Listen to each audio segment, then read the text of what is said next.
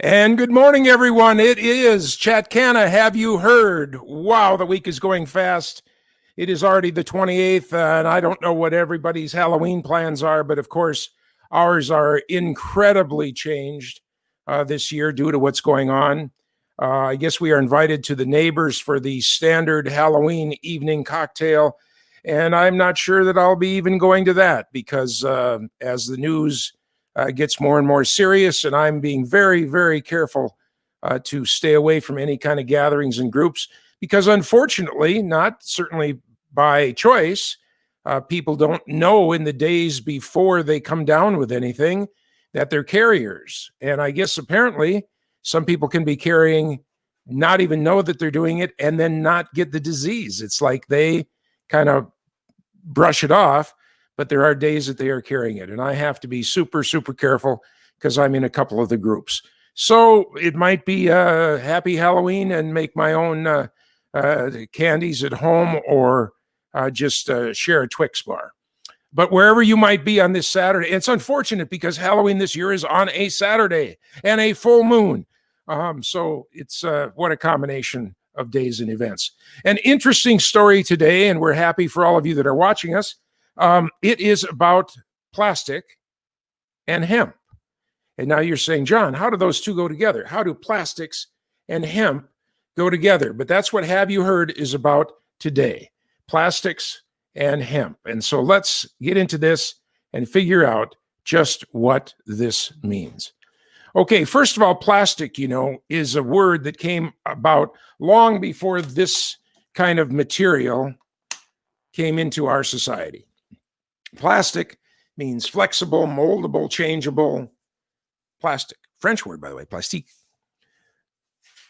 From that, with petroleum products, we figured out all sorts of wonderful ways to make all the different kinds of plastic that are used today. On my cell phone, for instance, the wrapping on my cell phone, the bottle that I just showed you, the window in my pie that I have every morning. I had peach today, by the way. Every kind of plastic, the frame that holds this microphone spit shield, every kind of plastic that you can imagine. On these dry markers, on this pen holder, it's all plastic, and there's different kinds of plastic we'll talk about later. But it all has one common source right now, and that common source, of course, as we know, is petroleum products. The other part of it is when you chop it up, chip it up, whatever you do to it, and put it in a landfill, it lasts nearly forever.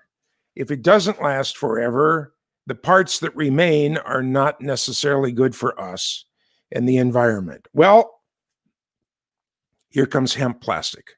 How wonderful is that? And I could do a half an hour on it today, but it's our Have You Heard program, so we're going to be real short.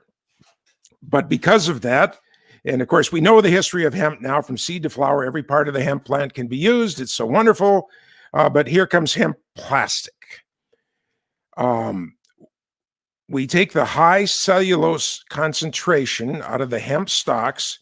Cellulose, same thing in celery, right? You could make plastic out of celery, by the way. But the stalks are up to 70% cellulose. European consumers are pushing this because they, of course, seem to be more environmentally driven over there, and they are looking for bioplastics, and they are ahead in the research development factories of it even. They are putting it into their cars that are going down the production line right now. So they want it. They want it right now. And so that's where they're going for it. Hemp plastic is not toxic to humans. Hemp plastic is not toxic to animals. That's the big beauty of it. We were having a discussion at family dinner last night about glass versus plastic in baby bottles. And apparently there's even baby bottles that after some uses will start calving off micro pieces of plastic that go into the milk and end up in babies. So from a very, very young age, we are starting to absorb plastics that perhaps pass through our body and perhaps don't. And that's a scientific discovery or discussion for someone else. But, you hear things like polybrominated diethanol ethers and phthalates and all these other fancy words. And they, of course, are all gone when we are talking about hemp plastic. So you can take hemp plastic, you can make it literally into all of the things that we see as in plastics now. You can make it the really, really hard plastic, almost as good as carbon fiber. You could make it into the soft, real thin sheets of plastic to do all sorts of things on. Here's the big, big news story that makes it wonderful. Hemp plastic is completely biodegradable. And I want to repeat that one time. Hemp plastic is completely biodegradable. It takes about 6 months for hemp plastic to decompose, and its byproducts are not toxic to the environment. Pretty much not any different than what we are plowing under in our field at the end of a hemp growing season.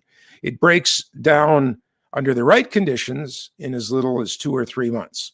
So even if you don't want to recycle it, it will break down to its base components.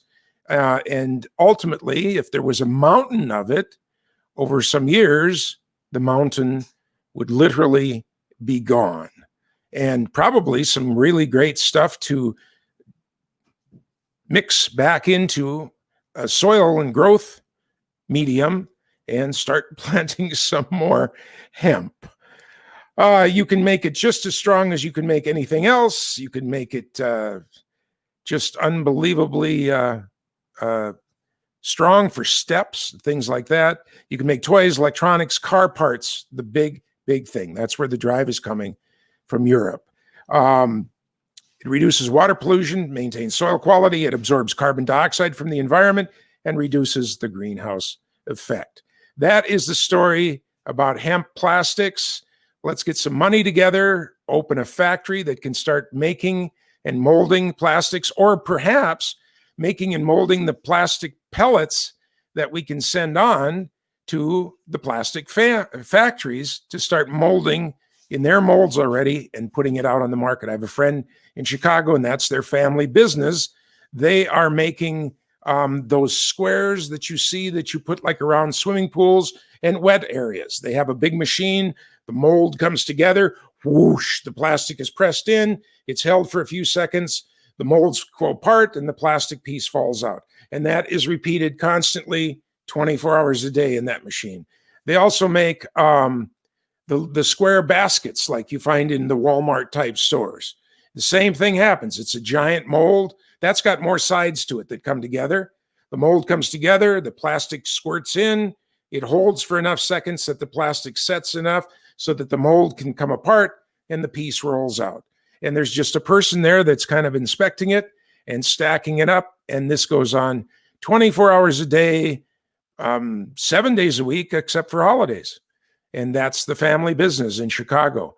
And it would be wonderful to find out if we could make hemp plastic pellets that they could then turn around and put in their mold injection machines and keep right on going. And wouldn't that be awesome to go into a big box retailer and be able to see, and there on the shelf would be this box, this crate, this step, this footstool made out of hemp plastic. The day is coming. We need to ride that train and get on it. That's Have You Heard for today. Thank you so much for joining us. It's always exciting to meet with you and bring you some more news about hemp and the hemp industry. We hope that you will drop in. Veronica, I think, is going to be with us tomorrow. We are having a guest that is a first-time farmer. We are going to hear all about him. His name is Jeremy, and the ups, the downs, the frustrations, and the satisfaction about seeing that hemp crop growing out there in the field. Until then, wonderful day outside here today in the Northern Valley. Not at all like yesterday and the day before. Get out and enjoy some more beautiful fall days